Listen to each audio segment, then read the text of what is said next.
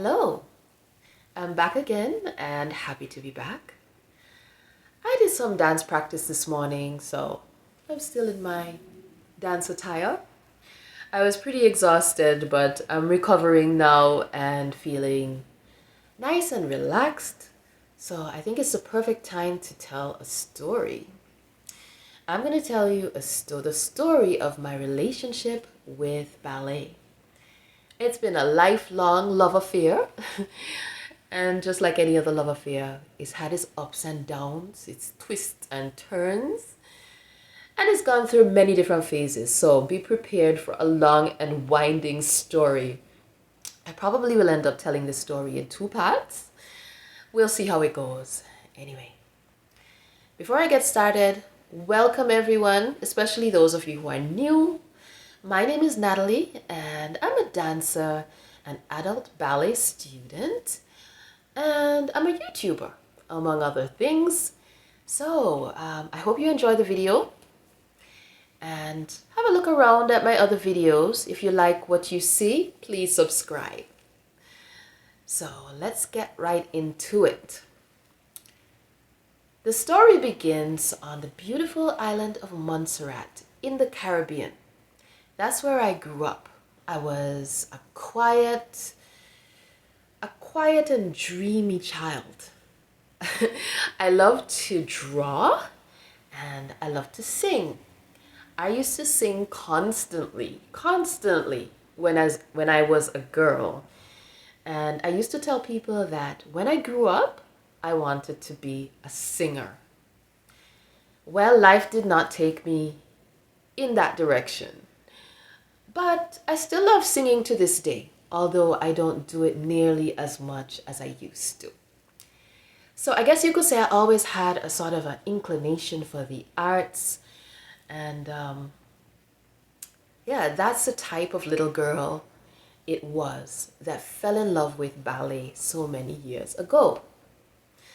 Up to this day, I don't really know why why I fell in love with ballet, In the Caribbean, the music I was exposed to most of the time was, well, Caribbean music. There was a lot of calypso, reggae, dancehall, and the like, and a lot of American mainstream music as well, a lot of pop. But I do remember that I listened to classical music sometimes at home, and I loved it from a very, very, very early age, I was told. I don't know. I loved all of those types of music, really. Yeah. I don't actually remember the first time I saw ballet. But when I did see it, it was a very rare occurrence. And I would see a bit of a performance or something like that on television. And I just remember being in awe, in literal awe. But that's not altogether unusual because, ballet is, the things that ballet dancers do is pretty awesome when you think about it. But for me, it was like, it was captivating, I just wanted to see more. I wanted to soak it all in. I couldn't get enough of what I saw. So yeah, it was pretty intense.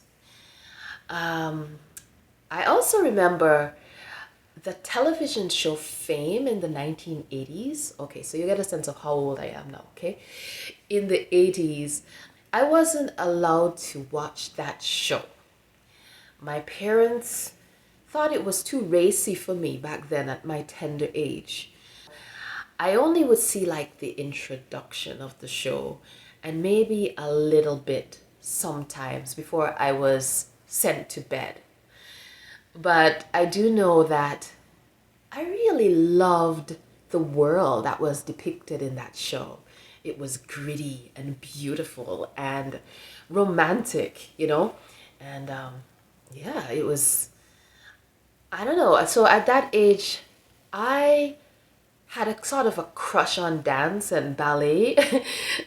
And I was carrying that around for several years. I don't know why I didn't look into taking classes Maybe I didn't think it was possible. Maybe the idea never really took root in my little brain. I don't know. But that all changed one day when I was 12 years old. And by that time, I started secondary school, which is like high school, maybe the start of high school. Okay, that's the equivalent. And I was at school waiting for the bus, at the end of the day. And I got to talking to another girl while we were waiting. And somehow ballet entered the conversation, and she told me that she studies ballet. Yeah, so that was a big moment. That was the moment that changed everything for me, because I just had to be in that class. I had to go, you know? So a big shout out to Roussel, wherever you are. I hope life is treating you well. You are my first ballet buddy, and I've never forgotten that. So I went on to tell the adults in my world that I wanted to start ballet class, and I just remember that I was told that I was too old to consider having a career in ballet. That's the type of thing that you start when you are 3 years old or 4 years old. So I guess that was kind of disappointing to me, but I still had some kind of a spark of hope in me that maybe I'll be able to catch up. So I now know that I was not too old at 12 years old. That wasn't really the obstacle. There are so many myths and stereotypes around ballet, and one has to be really careful not to pay too much attention to these myths, but to look into it for yourself and look into what's possible, because sometimes we're capable of more than we actually think we are. Anyway, off I went to my first ballet class, and that was so exciting for me. I don't think I was able to contain myself with the excitement of it all. The class was held at a place called the University Center, and it was a sort of a theater, I guess. A lot of shows used to be held there. So our class was held on the stage at the front of the theater. There was a wooden floor, and there were 3 of us in the class, only 3. There were no bars, no mirrors. I wore socks, and that is how I started. The class was taught by an American lady. I am not sure of her name, unfortunately, but she had come to Montserrat because of the medical school, AUC, that used to be there. And somehow she had decided to teach ballet. So that was really lucky for me. That was how I got my introduction. I just know I loved it from the start. I don't know if it's because it was a sort of a quiet, meditative activity. I don't know exactly why. I know that the teacher used a lot of beautiful metaphors to describe the positions and the types of movement that she wanted to see. And these metaphors really captured my imagination. And she just created a really beautiful world in the class. And I loved that. And I know that I loved paying attention to all those fine details of movement to create that graceful balletic effect. I'm sure that I did not look graceful. I probably looked terrible. But I felt graceful when I was practicing. And I know that I learned a lot during that period because I was paying attention. And I continued studying with her for, I think it was about a year, although I'm not entirely sure.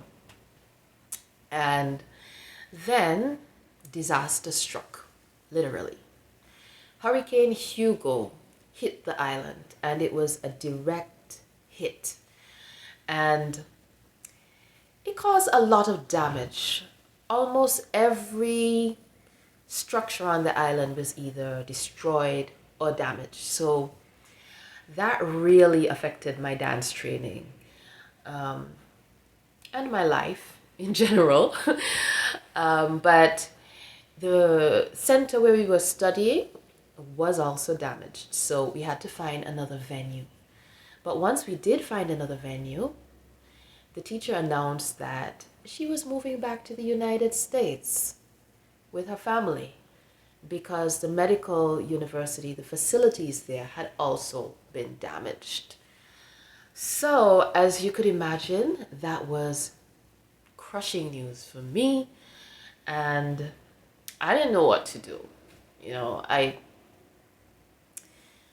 I had to find some kind of solution. I tried to find another dance teacher, but Montserrat is a pretty small island, and ballet is not a popular thing there. There was no one else teaching ballet.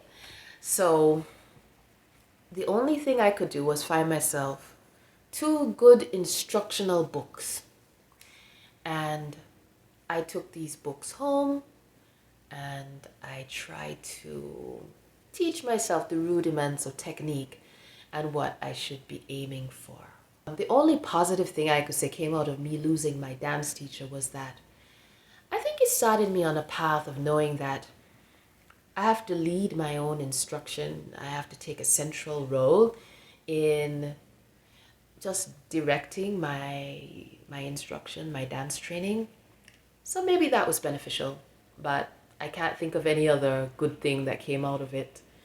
Yeah. So I continued to try to practice in this way as much as I could until, let's say, my later teens. I joined a dance group at school called Sisters of the Nile, a very dramatic, Afrocentric name. And that was very beneficial for me. There were 6 of us in the Sisters of the Nile, and the group was led by a talented dancer, Alison Wells, and sort of managed by one of our teachers, Yvonne Weeks. And we performed at many different shows all around the island. There was a lot of demand for our performances at shows as sort of side acts. And so it was a great opportunity to get performance experience and just a lot of fun. So I continued dancing with Sisters of the Nile for probably a couple of years, and then I graduated from secondary school and went on to get my first job. Yes, so from there on, my story takes many twists and turns, and I am going to tell you all about them, but I think I will pause the story at this point because the video is getting kind of long and I don't want it to be too long. So I hope you're enjoying it so far, and please stay tuned.